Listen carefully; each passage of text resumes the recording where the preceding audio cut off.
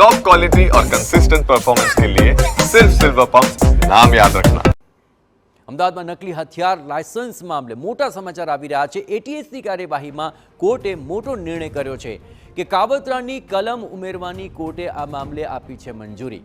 હથિયાર કાંડ મોટું કાવતરું હોવાનો તપાસ સંસ્થાએ દાવો કર્યો।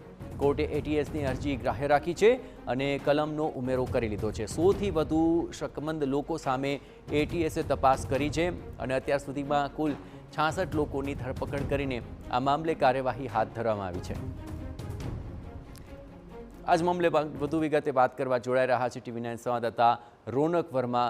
રોનક, આખો આ મામલો શું હતો અને કલમના ઉમેરો કરવાથી આખરે કેટલો ફરક આગામી દિવસોમાં આવા કેસમાં પડી શકશે?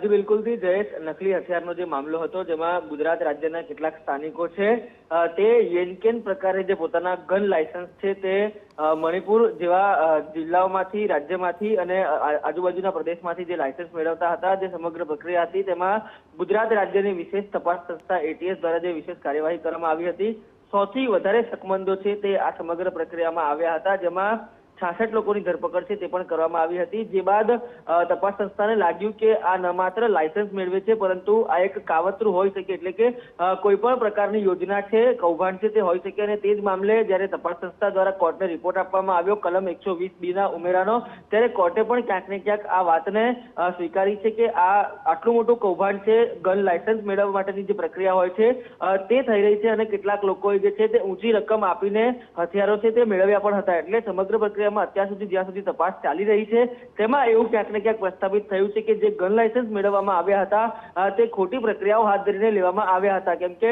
અગાઉ જે પ્રક્રિયા ચાલી રહી છે જેમાં જામીન અરજી પણ જે કેટલાક આરોપીઓ દ્વારા મૂકવામાં આવી હતી, કેટલાકનું પ્રોડક્શન છે તે પણ કોર્ટમાં કરવામાં આવ્યું હતું, ત્યારે જે સોગંદનામું તપાસ સંસ્થા દ્વારા મૂકવામાં આવ્યું હતું તેમના દ્વારા એ જ વાત જણાવવામાં આવી હતી કે ખોટી રીતે આ જે તમામ હથિયારો છે તેના લાયસન્સ મેળવવામાં આવ્યા છે અને તે લાયસન્સના આધારે હથિયારો છે તે પણ ખરીદવામાં આવ્યા છે। હવે જ્યારે તપાસ સંસ્થા દ્વારા કાવતરાની જે કલમ ઉમેરવાનો જે રિપોર્ટ હતો તે આપવામાં આવ્યો ત્યારે કોર્ટ તરફથી પણ તેની મંજૂરી આપવામાં આવી છે। ત્યારે આગામી દિવસમાં આ કાવતરું શેના માટે હતું, કોણ કોણ આ કાવતરામાં સંડોવાયેલું હતું તે પણ સામે આવશે, ત્યારે ખૂબ મોટું અપડેટ આ કેસમાં કહી શકાય।